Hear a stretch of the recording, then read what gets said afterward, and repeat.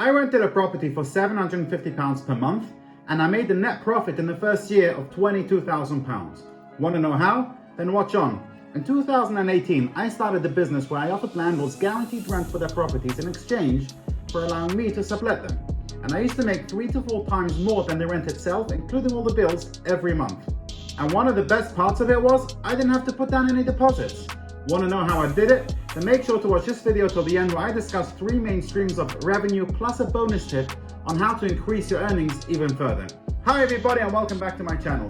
In this video, I'm going to discuss how you can make money in the real estate business without even owning a property. And to be more specific, guaranteed rent, or what others call rent to rent. What guaranteed rent is, and the different ways of making money with guaranteed rent.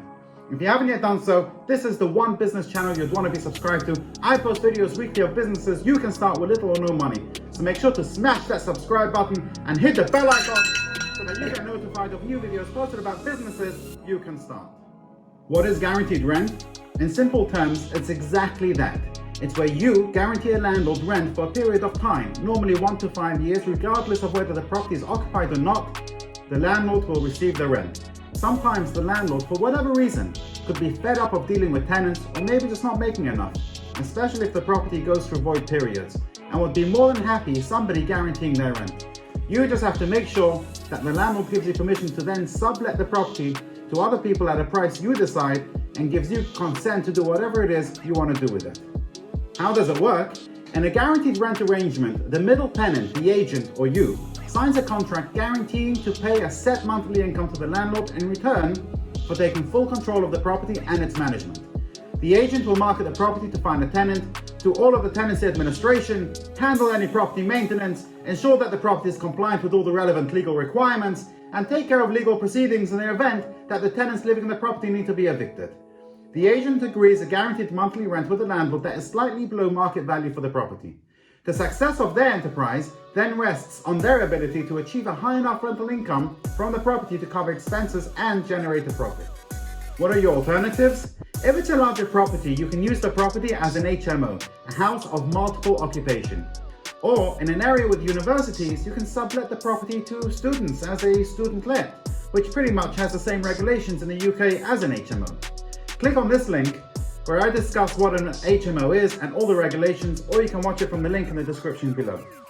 However, the smaller properties in the right locations can be used as serviced accommodation, and these are much easier to find.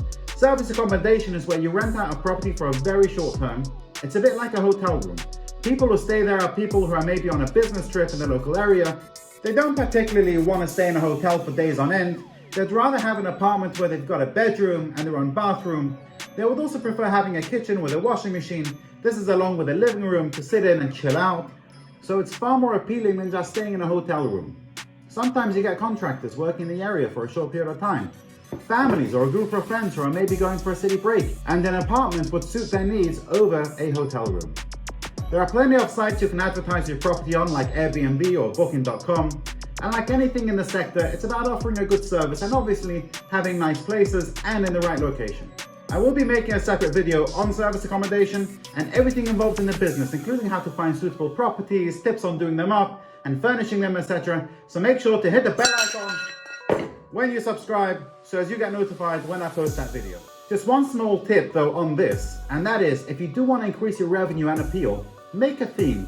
Like this football theme house I did in Liverpool right next to Anfield Stadium, or this people theme house I did on Penny Lane, also in Liverpool, or like these London and music theme apartments I did on Abbey Road in London. Because they had a theme, I was able to charge more per night and they were a lot busier. Now, if you want my help designing your Airbnb, I still do this for a living, please do get in touch. My details are in the description below.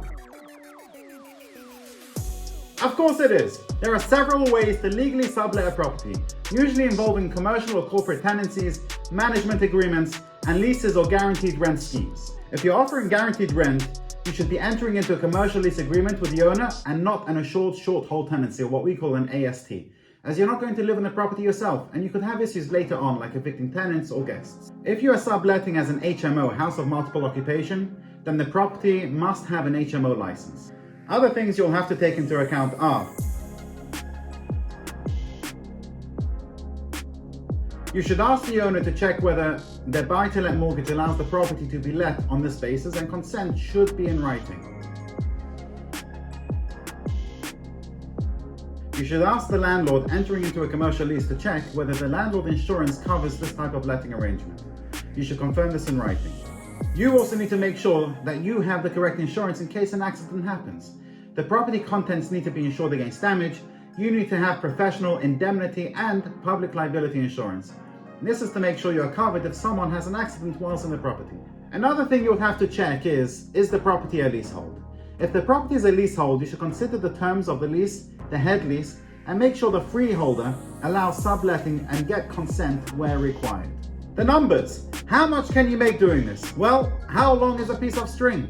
It really depends on whereabouts in the world you are, what city, and so many other factors. But just to give you a small example, and let's take a city like Liverpool. I know Liverpool well, and I've done a lot of business there. I'll start with student let figures. You can rent a 3-bedroom house just outside the city centre in Liverpool for approximately £750 per month. Bills including Wi-Fi is approximately £200 per month, bringing your total cost to £950 per month, or £11,400 per annum. Now, a 3-bedroom house normally has 2 living rooms, right? One of which can be used as a 4th bedroom. If done up nicely, you can charge around £95 to £105 per room per week. So 4 rooms at £95 per week totals £1,520 per month, or £16,720 over an 11-month period, making you a total of £5,320 per year. Obviously, with each additional room you have available, add another £4,500 per annum. The service accommodation route is a lot more lucrative. However, it does involve a lot more work and a little more investment, as you'll have to furnish the properties to a high standard and include everything a home needs, from beds and sofas to TVs and all kitchen utensils at a cost of approximately £3,000. These are actual pictures from the properties that I furnished in Liverpool and all over the country. The return though is great. I used to rent a 2-bedroom apartment in the city centre for £750 per month. Plus the cost of utilities around £200 per month, and I'll turn over £2,000 to £4,000 per month. So the rent including bills cost me around £11,500. You have to add maintenance costs, as things do occasionally go wrong, like replacing light bulbs, broken dishes, plumbers, etc. So we'll add another £1,500 to maintenance and other costs, bringing my total costs to £13,000 per annum. I'm not going to include cleaning costs, as you charge the guest a cleaning fee. So I'll turn over approximately £35,000 per annum, leaving me with a net profit of around £22,000 per year per property, and all for a small investment of £750 plus some furnishing.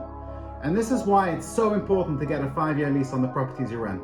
The last thing you want is to spend £3,000 on furnishing for your landlord to then throw you out after 6 months or a year. If you enjoyed this video, then why not watch the next video, where I discuss 6 ways of making a passive income, and most of them you don't even have to put in any investment, only your time. Please feel free to give this video a like, subscribe to my channel, and make sure to hit the bell icon to be notified of new videos about businesses you can start with little or no money. And if you have any questions or other tips you found helpful and useful in this video, feel free to post them in the comments below or do get in touch.